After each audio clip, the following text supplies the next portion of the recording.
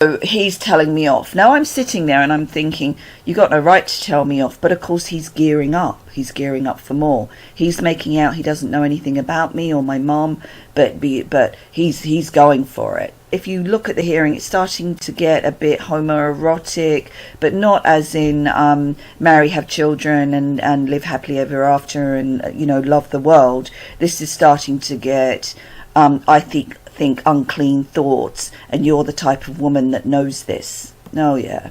So then they get the nurses and the carers and the doctors, or I don't know if they were there, or if they were on the phone, and I have to stress this.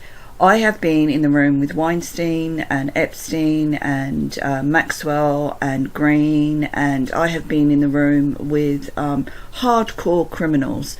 And Weinstein, without a doubt, and I don't have any of these things. The cult are very good at what they do is they get hold of people and they say, oh, you've got extra special powers, you're an empath, or they call it, or something. It's some bullshit flattery thing. There's reasons why they do that. It's the same reasons why the claiming sexual assault in nursing homes, that certain act of sexual assault is done, why child assault is done in the first place. And so I have not seen them a lot. Do not think I was trafficking or anything like that, but I absolutely have been in the room with these types, and they are petrifying.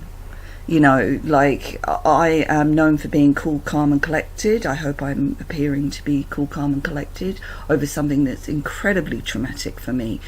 So what I'm trying to, get through is that I can stomach these types. When Paik came on the line, I literally got up and walked away from the laptop and went into the kitchen, and this is a long way away from the lounge room. I could not be in the same room, even though I knew that this was on a laptop and he was all the way in Australia. All right, so empath that. And they all lied their asses off. They were also laughing, they were giggling amongst themselves. And the doctor who applied for the guardianship twice was the one that wrote me the nasty letter. He obviously questioned her and drugged her up and said, you don't really want to go back, it's really your daughter. So I was made this criminal element, that this terrible person that all she wanted to do was get her on NHS. At this stage, because with how they've got my mum, I don't care if she is drooling. I don't care. Like, at least I can go and visit her. But she is compos mentis. She says she wants to come and live with me. But my thing is, I want her under the NHS. I know that that they will immediately put her on the right drugs.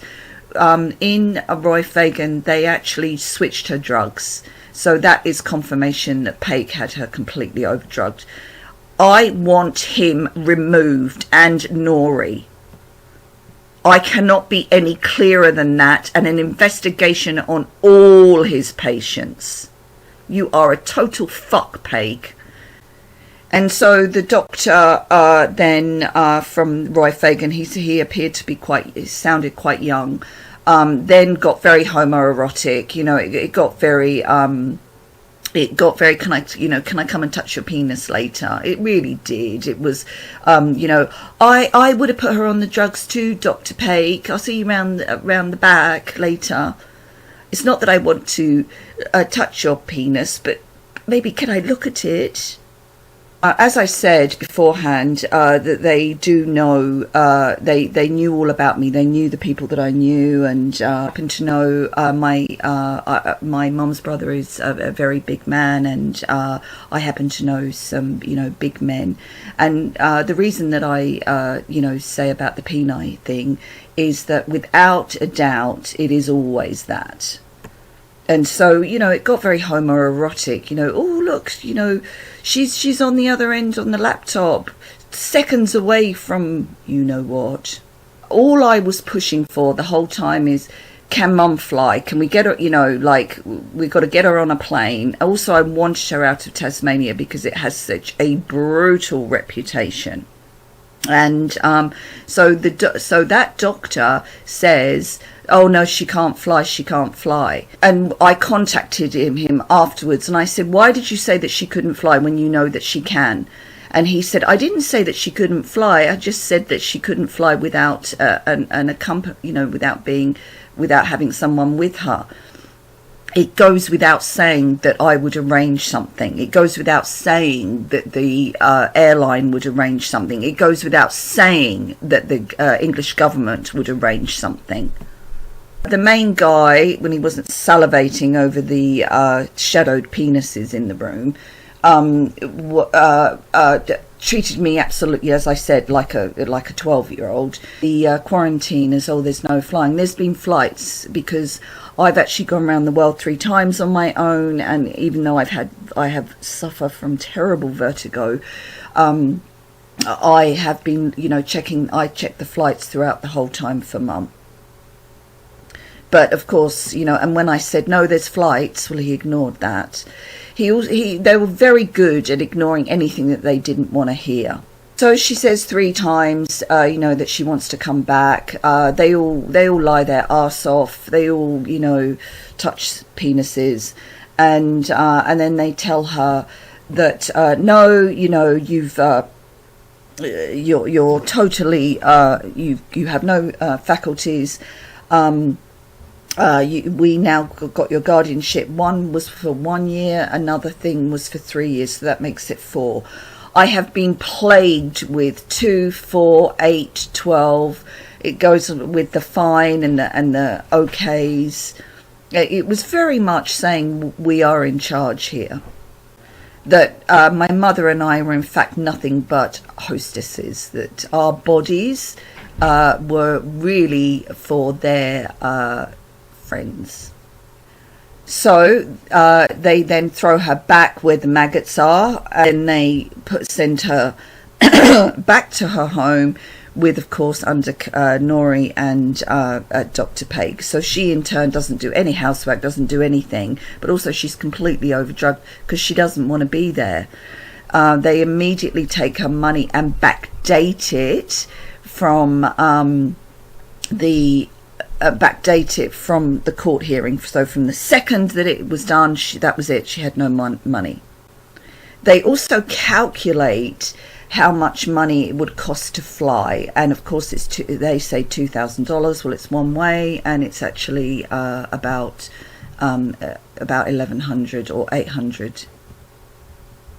But it wouldn't have been rounded up to the 2 number, would it? In the hearing, where they charged her $700, they then say to her, no, we've given it to you back. So that's proved that they scammed her.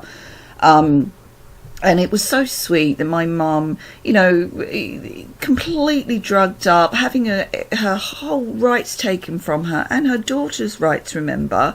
And Mum could see what was going on, and she's saying, I got breast cancer, I can't hear. The main judge, actually, who's of course telling me off and huffing and puffing when I'm not even saying anything, I'm so sorry, this must be traumatic for you. None of that. So Mum is, saying, I want my bond back for my place, and she's still fighting. So that place was actually a Catholic place where they scammed her money, and we both said, no, she's not to go back to a Catholic place. Well, guess where she is now? There she is, eating pig, but we'll get to that in a minute. The last thing that I actually said to them was, but can she get on a flight from Tasmania to New South Wales? And he didn't reply because he knew the answer. Well, he didn't know the answer. That's the whole thing. But she can be removed from Tasmania like that.